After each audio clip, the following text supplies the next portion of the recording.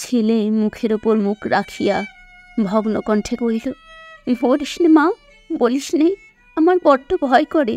মা কহিল, আর দেখ কাঙালি, তোর বাবাকে একবার ধরে আনবি, অমনি যেন পায়ের ধুলো মাথায় দিয়ে আমাকে বিদায় দেয়, অমনি পায়ে আলতা, মাথায় সিঁদুর দিয়ে। কিন্তু কে বা দেবে? তুই দিবি না রে কাঙালি? তুই আমার ছেলে, তুই আমার মেয়ে, তুই আমার সব। বলিতে বলিতে সে ছেলেকে একেবারে বুকে চাপিয়া ধরিল।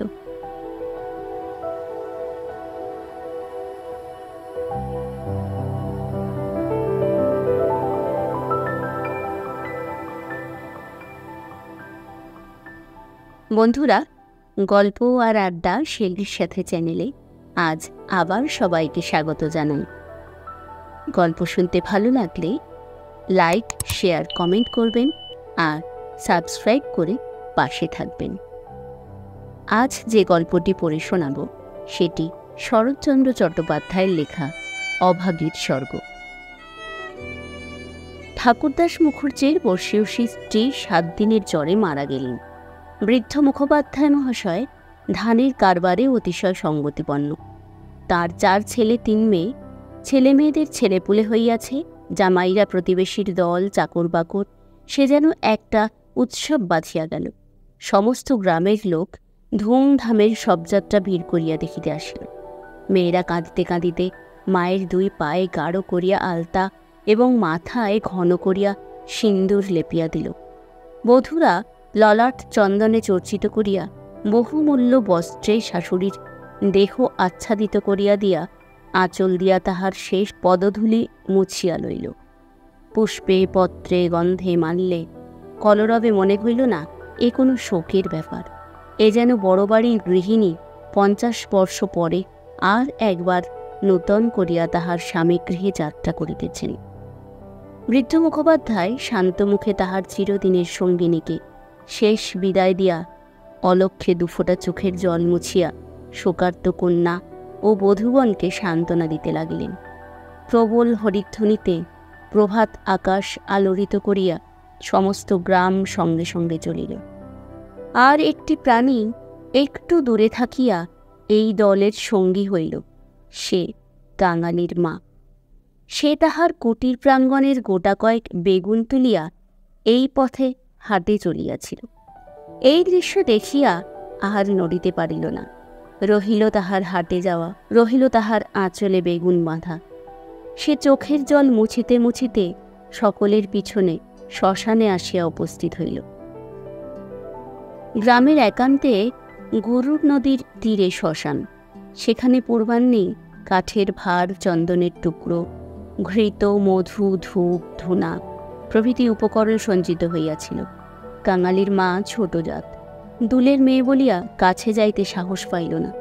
তফাতে একটু উঁচু ঢিবির মধ্যে দাঁড়াইয়া সমস্ত অন্ত্যেষ্টিক্রিয়া প্রথম হইতে শেষ পর্যন্ত উৎসুক আগ্রহে চোখ মেলিয়া দেখিতে লাগিল। প্রশস্ত ও পর্যাপ্ত চিতার পরে যখন সব স্থাপিত করা হইল, তখন তাহার রাঙা পা 2খানি দেখিয়া তাহার 2 চক্ষু জোড়াইয়া গেল। ইচ্ছা হইল ছুটিয়া গিয়া 1 বিন্দু আলতা মুছাইয়া লইয়া মাথায় দেয়।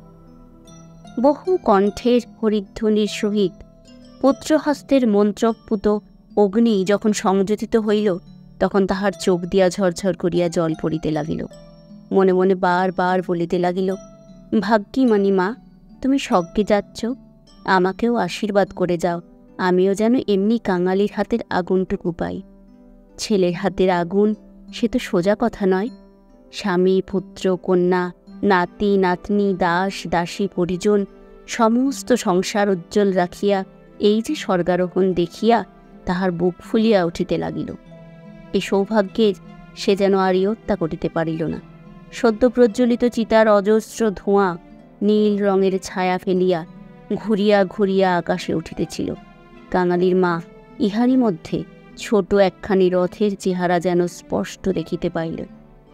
গায়ে তাহার কত না ছবি আঁকা, চূড়ায় কত না লতা পাতা জড়ানো, ভিতরে কে যেন বসিয়া আছে, মুখ তাহার চেনা যায় না, কিন্তু শিখায় তাহার সিন্দুরের রেখা, পদতল 2টি আলতায় রাঙানো। ঊর্ধ্ব দৃষ্টে চাহিয়া কাঙালির মায়ের 2 চোখে অশ্রুর ধারা বহিতেছিল। এমন সময় একটি বছর 14-15 ছেলে তাহার আঁচলে টান দিয়া কহিল, হেথায় তুই দাঁড়িয়ে আছিস মা, ভাত রাঁধবি নে?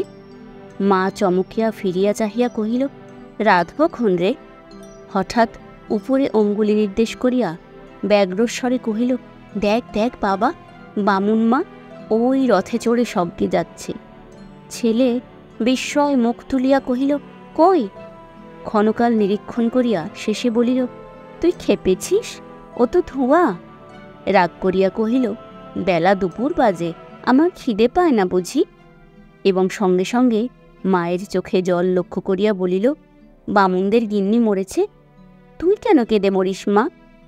কাঙালির মার এতক্ষণে হুঁশ হইল।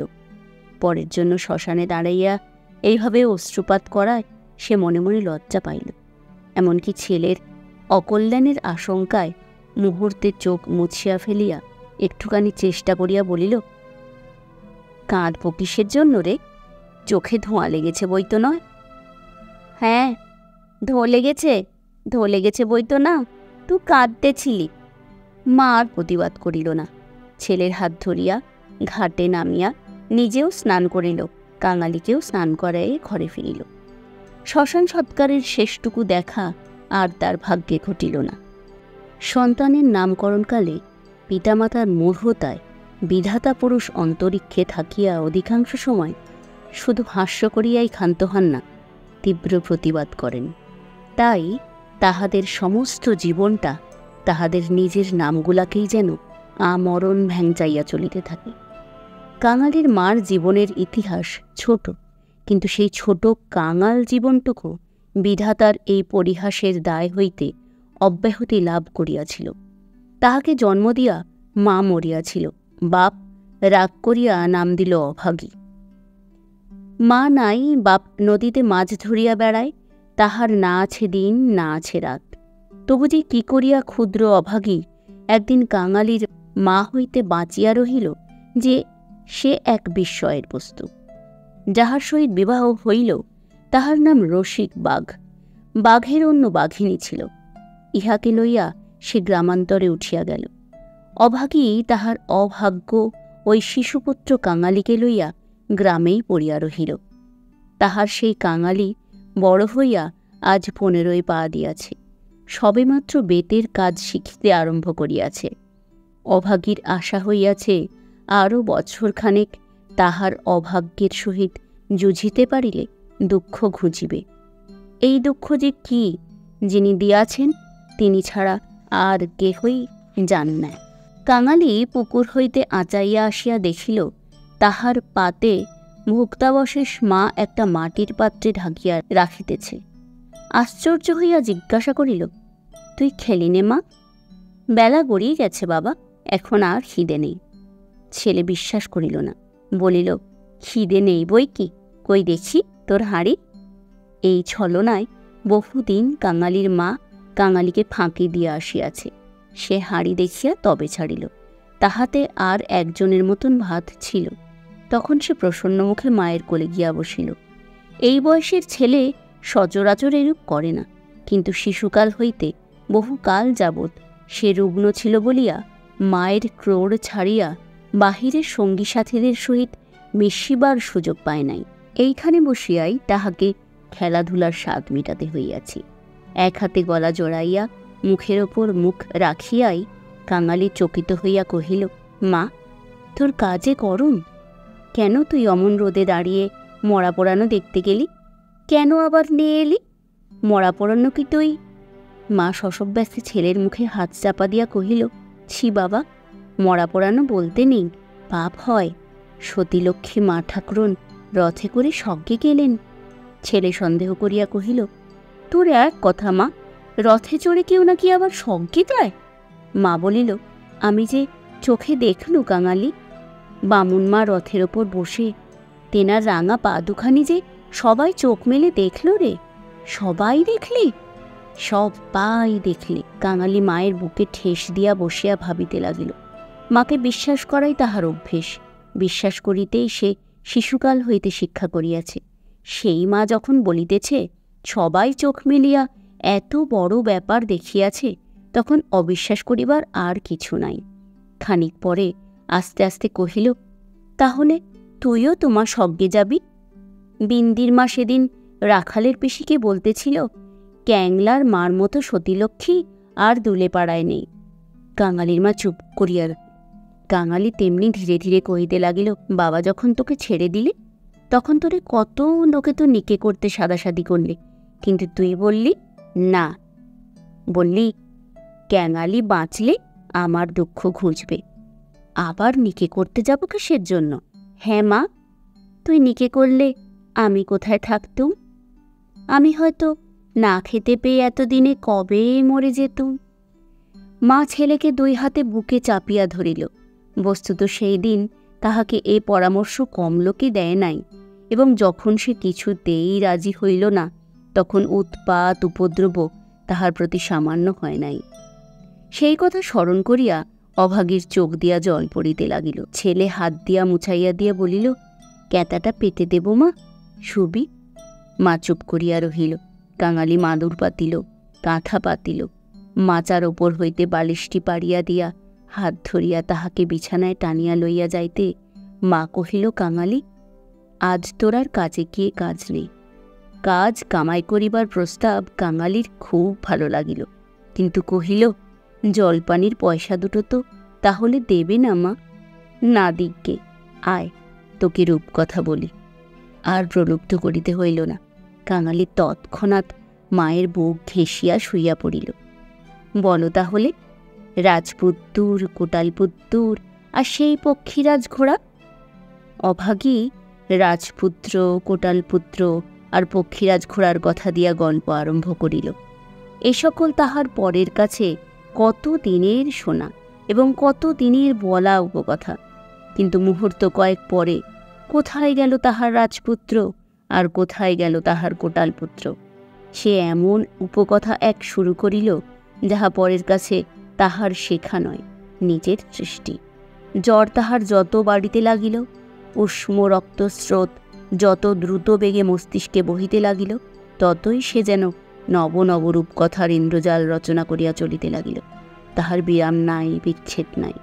কাঙালির স্বল্প দেহ বারবার রোমাত্রিত হইতে লাগিল।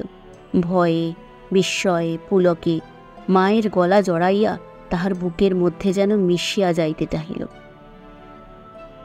বাহিরে বেলা শেষ হইল, সূর্য অস্ত গেল। সন্ধ্যার ম্লান ছায়া গাঢ়তর হইয়া চরাচর ব্যাপ্ত করিল, কিন্তু ঘরের মধ্যে আজ আর দীপ জ্বলিল না।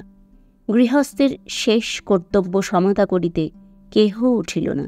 নিবিড় অন্ধকার, কেবলই রুগ্ন মাতার গুঞ্জন নিস্তব্ধ পুত্রের কর্ণে সুধা বর্ষণ করিয়া চলিতে লাগিল।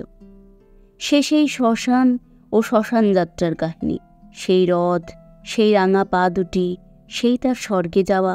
কেমন করিয়া শোকার্ত স্বামী শেষ পদধূলি দিয়া কাঁদিয়া বিদায় দিলেন, কি করিয়া হরিধ্বনি দিয়া ছেলেরা মাতাকে বহন করিয়া লইয়া গেল। তাহার পরে সন্তানের হাতের আগুন, সে তো আগুন নয় কাঙালি, সেই তো হরি। তার আকাশ জোড়া ধুঁয়ো তো ধুঁয়ো নয় বাবা, সেই তো স্বর্গের রথ। কাঙালি চরণ, বাবা আমার। কেন মা, তোর হাতের আগুন যদি পাই বাবা, বামুন মার মতো আমিও স্বর্গে যেতে পাব। কাঙালি অস্ফুটে শুধু কহিল, যা, বলতে নেই। মা সে কথা বোধহয় শুনিতেও পাইল না। তপ্ত নিঃশ্বাস ফেলিয়া বলিতে লাগিল, ছোট জাত বলে তখন কিন্তু কেউ ঘেন্না করতে পারবে না, দুঃখী বলে কেউ ঠেকিয়ে রাখতে পারবে না। ইস, ছেলের হাতের আগুন, রথকে যে আসতেই হবে। ছেলে মুখের ওপর মুখ রাখিয়া ভগ্নকণ্ঠে কহিল, বলিস নে মা, বলিস নে, আমার বড্ড ভয় করে। মা কহিল, হারতে এক কাঙালি, তোর বাবাকে একবার ধরে আনবি, অমনি যেন পায়ের ধুলো মাথায় দিয়ে আমাকে বিদায় দেয়, অমনি পায়ে আলতা, মাথায় সিঁদুর দিয়ে। কিন্তু কে দেবে? তুই দিবি না? দিবি না রে কাঙালি? তুই আমার ছেলে, তুই আমার মেয়ে, তুই আমার সব। বলিতে বলিতে সে ছেলেকে একেবারে বুকে চাপিয়া ধরিল। অগাধীর জীবননাট্যের শেষ অঙ্ক পরিসমাপ্ত হইতে চলিল। বিস্তৃতি বেশি নয়, সামান্যই। বোধ করে 30টা বৎসর আজও পার হইয়াছে কি হয় নাই। শেষও হইল তেমনি সামান্যভাবে। গ্রামে কবিরাজ ছিল না, ভিন্ন গ্রামে তাহার বাস। কাঙালি গিয়া কাঁদাকাটি করিল, হাতে পায়ে পড়িল। শেষে ঘটি বাঁধা দিয়া তাহাকে 1 টাকা প্রণামী দিল। তিনি আসিলেন না, গোটাচারিক বড়ি দিলেন। তাহার কত কি আয়োজন, খল, মধু, আদার সত্ত্ব, তুলসী পাতার রস। কাঙালির মা ছেলের প্রতি রাগ করিয়া বলিল, কেন তুই আমাকে না বলিয়া ঘটি বাঁধা দিতে গেলি বাবা? হাত পাতিয়া বড়ি কয়টি গ্রহণ করিয়া মাথায় ঠেকাইয়া উনানে ফেলিয়া দিয়া কহিল, ভালো হইতো এতেই হব। বাগদিদুলের ঘরে কেউ কখনো ওষুধ খেয়ে বাঁচে না। দিন 2-3 এমনি গেল। প্রতিবেশীরা খবর পাইয়া দেখিতে আসিল। যে যাহা মুষ্টিযোগ জানিত, হরিণের শিং ঘষা জল, গেটে করি পুড়াইয়া মধুতে মারিয়া চাটাইয়া দেওয়া ইত্যাদি অভ্যর্থ ঔষধের সন্ধান দিয়া যে যাহার কাজে গেল। ছেলে মানুষ কাঙালি ব্যতিব্যস্ত হইয়া উঠিতে মা তাহাকে কাছে টানিয়া লইয়া কহিল, কবরেজের বড়িতে কিছু হয় না বাবা, আর ওদের ওষুধে কাজ হবে, আমি এমনিই ভালো হব। কাঙালি কাঁদিয়া কহিল, তুই বড়ি তো খেলি নে মা, উনুনে ফেলে দিলি। এমনি কি কেউ সারে? আমি এমনি সেরে যাব। তার চেয়ে তুই 2টো ভাতে ভাত ফুটিয়ে নিয়ে খা দিকে, আমি চেয়ে দেখি। কাঙালি এই প্রথম অপটু হস্তে ভাত রাঁধিতে প্রবৃত্ত হইল। না পারিল ফ্যান ঝাড়িতে, না পারিল ভালো করিয়া ভাত বাড়িতে। উনান তাহার জ্বলে না, ভিতরে জল পড়িয়া ধোয়া হয়। ভাত ঢালিতে চারিদিকে ছড়াইয়া পড়ে। মায়ের চোখ ছলছল করিয়া আসিল। নিজে একবার উঠিবার চেষ্টা করিল, কিন্তু মাথা সোজা করিতে পারিল না, শয্যায় লুটাইয়া পড়িল।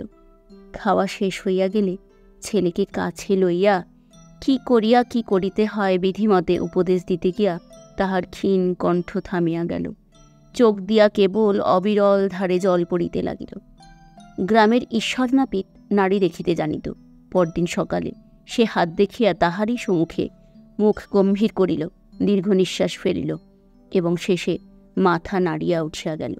কাঙালির মা ইহার অর্থ বুঝিল, কিন্তু তাহার ভয় হইল না। সকলে চলিয়া গেলে সে ছেলেকে কহিল, এইবার একবার তাকে ডেকে আনতে পারিস বাবা? কাকিমা, ওই যে রে, ও গায়ে যে উঠে গেছে। কাঙালি বুঝিয়া কহিল, বাবাকে? অভাগী চুপ করিয়া রহিল। কাঙালি বলিল, সে আসবে কেন মা? অভাগীর নিজেরই যথেষ্ট সন্দেহ ছিল, তথাপি আস্তে আস্তে কহিল, গিয়ে বলবি মা শুধু একটু তোমার পায়ের ধুলো চায়। সে তখনই যাইতে উদ্যত হইলে সে তাহার হাতটা ধরিয়া ফেলিয়া বলিল, একটু কাঁদাকাটা করিস বাবা, বলিস মা যাচ্ছে। একটু থামিয়া কহিল, ফেরবার পথে অমনি নাপতে বৌদিদির কাছ থেকে একটু আলতা চেয়ে আনিস কাঙালি। আমার নাম করলে সে দেবে। আমাকে বড় ভালোবাসে। ভালো তাহাকে অনেকেই বাসিত। জ্বর হইয়া অবধি মায়ের মুখে এই কয়টা জিনিসের কথা এতবার এত রকম করিয়া শুনিয়াছে যে সে সেইখান হইতেই কাঁদিতে কাঁদিতে যাত্রা করিল। পরদিন রসিক তুলে সময় মতন যখন আসিয়া উপস্থিত হইল, তখন অভাগীর আর বড় জ্ঞান নাই। মুখের পরে মরণের ছায়া পড়িয়াছে। চোখের দৃষ্টি এ সংসারের কাজ সারিয়া কোথায় যেন কোন অজানা দেশে চলিয়া গিয়াছে। কাঙালি কাঁদিয়া কহিল, মা গো, বাবা এসেছে, পায়ের ধুলো নেবে যে। মা হয়তো বুঝিল, হয়তো বুঝিল না। হয়তো বা তাহার গভীর শঙ্কিত বাসনা সংস্কারের মতন তাহার আচ্ছন্ন চেতনায় ঘা দিল। এই মৃত্যু পথযাত্রী অবশ বাহুখানি শয্যার বাহিরে বাড়াইয়া হাত পাতিল। রসিক হতবুদ্ধির মতন দাঁড়াইয়া রহিল।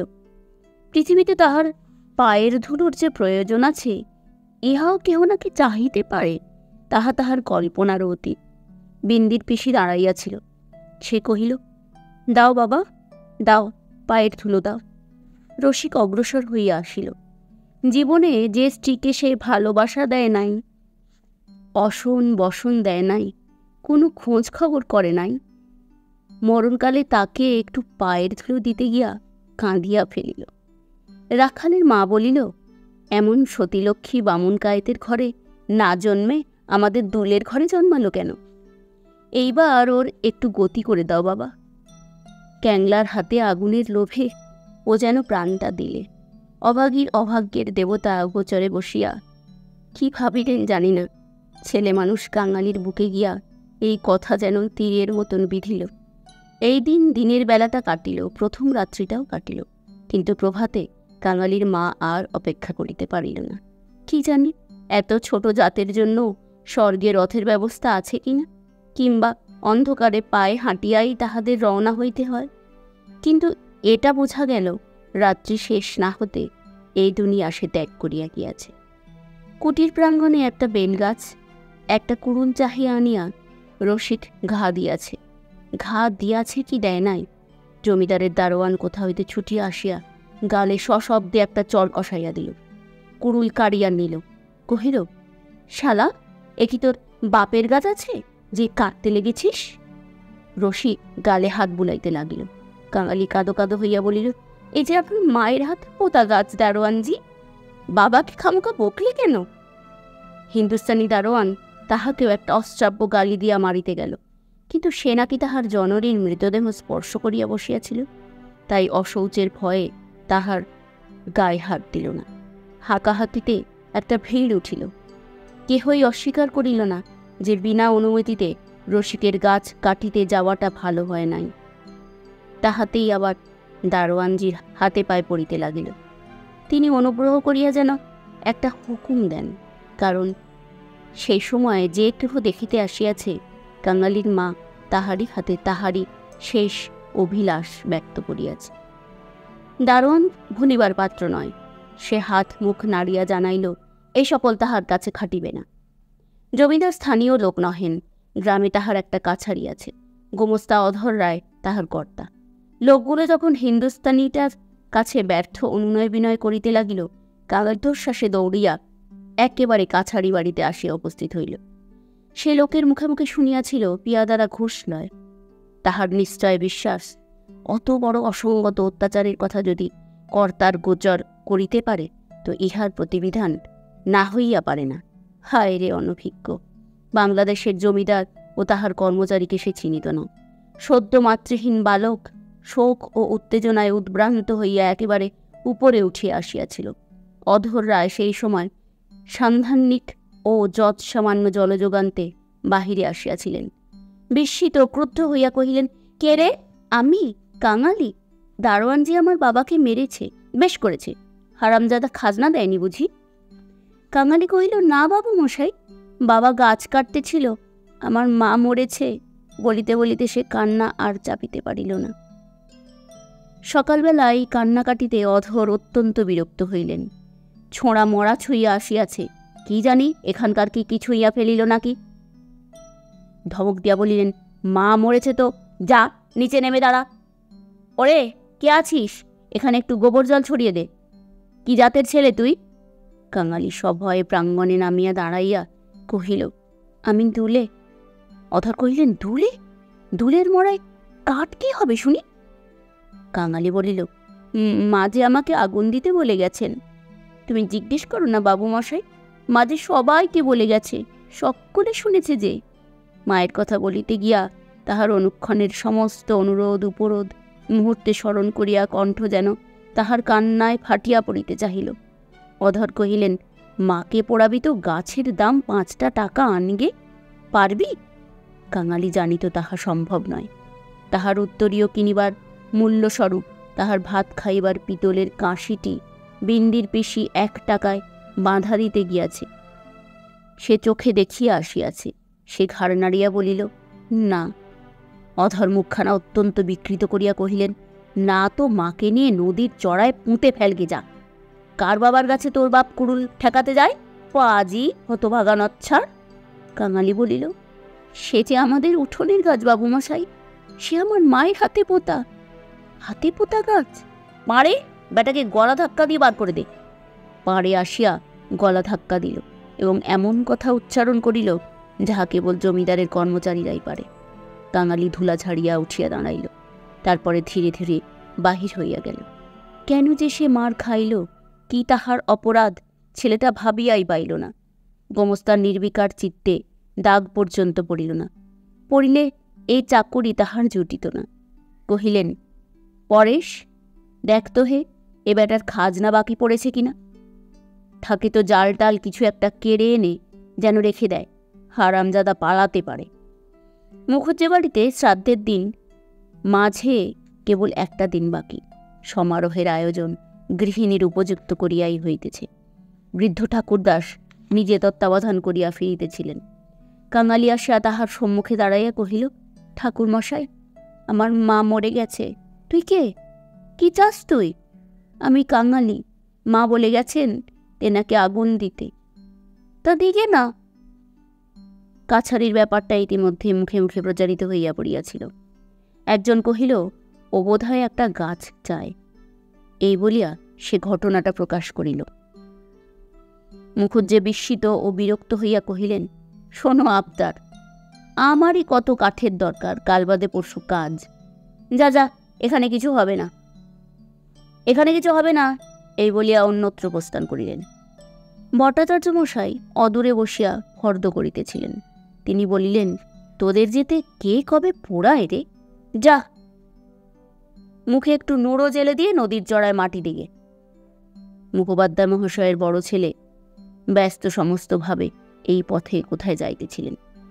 তিনি কান খাড়া করিয়া একটু শুনিয়া কহিলেন, দেখছেন ভট্টাচার্য মশাই, সব বেটারাই এখন বামুন গায়ে হতে চায়, বলিয়া কাজের ফাঁকে আর কোথায় চলিয়া গেল।